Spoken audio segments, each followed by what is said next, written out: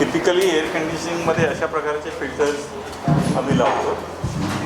Split air condition असतात ना, indoor unit आणि 7 किंवा 8 एका महिन्या अगोदर अतिशय पांढरे असतात बघा.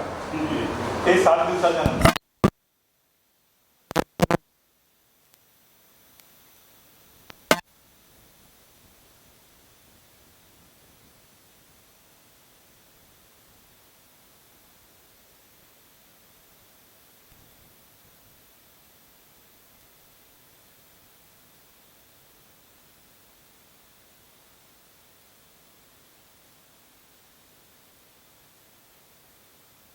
या कंपनीला निर्माण किंवा इन्स्पिरेशन जे होतं ती म्हणजे टेक्स्टाईल स्ट्राईक.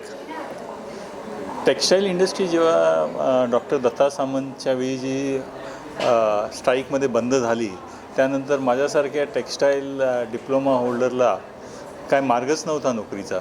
आणि त्यासाठी गव्हर्नमेंटनी त्यावेळी एक डिपार्टमेंट ऑफ सायन्स अँड टेक्नॉलॉजीने स्टार्टअप करण्याचा पहिल्यांदा प्रयत्न केला की स्टार्टअप युनिट्स, आणि त्या स्टार्टअप युनिट्सवरनं ही कंपनी निर्माण झाली फिल्ट्रेशन सोल्युशन्सच्याबद्दल.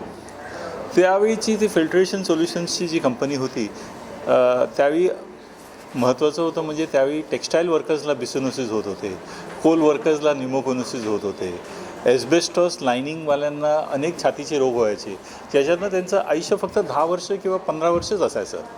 म्हणजे जर एखादा कर्मचारी किंवा एखादा कामगार 30व्या वर्षी जर जॉईन झाला तर तो 40 वर्ष त्याचंच लाईफ होतं.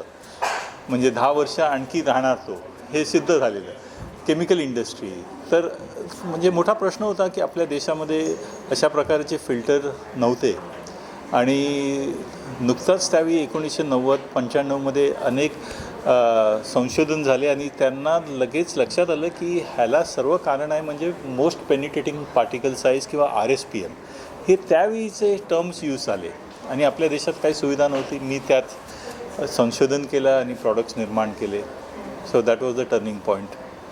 सर, आत्ता आपण कोणकोणते प्रोडक्ट्स बनवतो आहोत, किती या देशांमध्ये सर्वाधिक मागणीचे आहेत आणि देशाबाहेर कोणकोणते प्रोडक्ट्स पाठवले जातात? बघा, असं आहे की देशामध्ये सेफ्टीचं फार विशेष कल्चर नाही आहे आपल्या देशामध्ये. म्हणजे उदाहरणतः सांगायला जर तुम्हाला गेलो तर साऊथ कोरिया आपल्यापेक्षा कित्येक पटीने लहान देश आहे, पण कित्येक पटीने आपल्यापेक्षा प्रयोगशील देश आहे. किंवा युनायटेड अरब एमिरेट्स हा आपल्यापेक्षा अत्यंत लहान देश आहे, पण तिकडे पण इंडस्ट्रीज आहेत.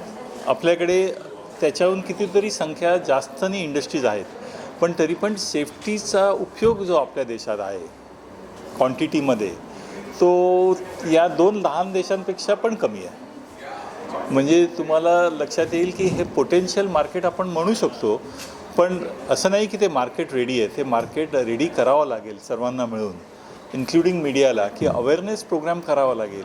की एकावेळी असं होतं आमच्या भारतीय कामगार लोकांना असं वाटायचं की बाबा अगोदर घरचं लोकांची माझं संतुष्टा किंवा त्यांचं जेवण हे सर्व मिळालं पाहिजे. पण आज मला वाटत नाही तो प्रश्न राहील या नवीन गव्हर्नमेंट आणि मोदी साहेबांच्या काळामध्ये.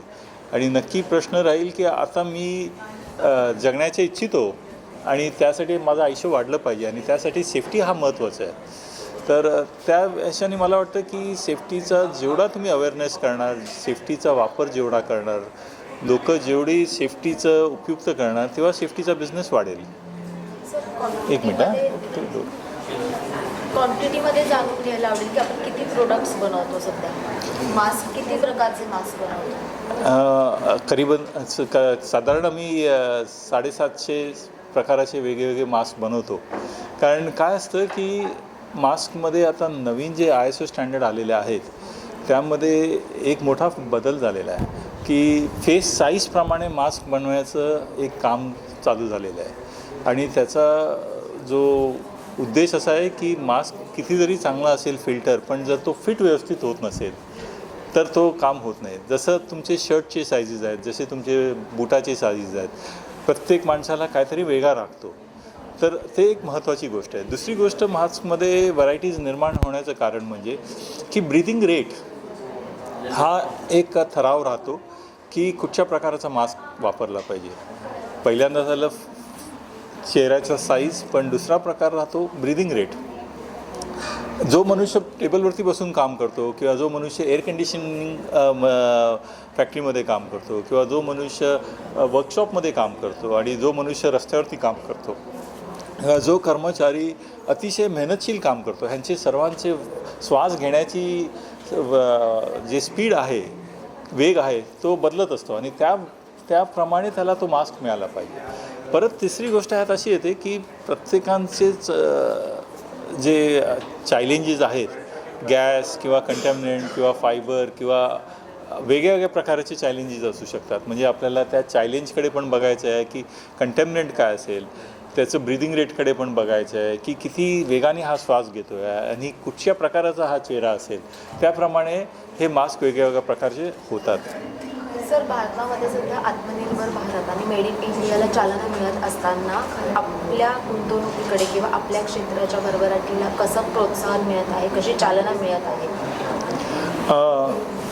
बघा, या गव्हर्मेंटचं एक स्पष्ट आम्हाला डायरेक्शन दिलेलं आहे की तुम्हाला असं सबसिडी किंवा इन्सेंटिव्ह असं काही मिळणार नाही आहे आणि सर्व काही तुम्हाला मिळेल परफॉर्मन्स बेस्ड लिंक्ड इन्सेंटिव्ह असेल.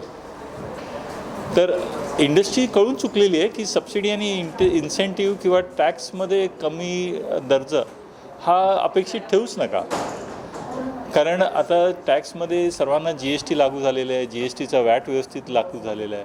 पण इंडस्ट्रीची मागणी अशी आहे की अनेक प्रकाराचे कंप्लायन्सेस कमी करा आणि त्याच्यात पहिला म्हणजे हा लेबर कोड आल्यानंतर सर्वांची अपेक्षा आहे की कंप्लायन्सेस बऱ्याच प्रकारे कमी होतील. कारण अनेक इन्स्पेक्टरेट राजमध्ये इन्स्पेक्टर्स येत असतात आणि एखाद्या लहान उद्योगाचं किंवा स्मॉल स्केल इंडस्ट्रीचा टाईम त्यातच फेस करण्यात जातो, मार्केटिंग किंवा मॅन्युफॅक्चरिंग किंवा R&Dमध्ये जात नाही. तर हे काम गव्हर्नमेंटनी सोपं करण्याचा प्रयत्न केलेला आहे, टॅक्सेशनचा, कंप्लायन्सचा. इम्पोर्टमध्ये त्यांनी बराचसा प्रयत्न केलेला आहे की इम्पोर्ट्स बराबर झाले पाहिजेत, पटापट झाले पाहिजेत. बँकेकडे त्यांनी लक्ष दिलेलं आहे की बँकेचे फंड्स अगोदर फक्त मोठ्या इंडस्ट्रीजलाच मिळायचे, पण आज स्मॉल स्केल इंडस्ट्रीजला पण मिळत आहेत. स्टँडर्ड्समध्ये त्यांनी भरपूर सहकार्य केलेलं आहे इंडस्ट्रीजला. अगोदर 10-10 वर्षामध्ये 2 स्टँडर्ड्स नाही व्हायचे.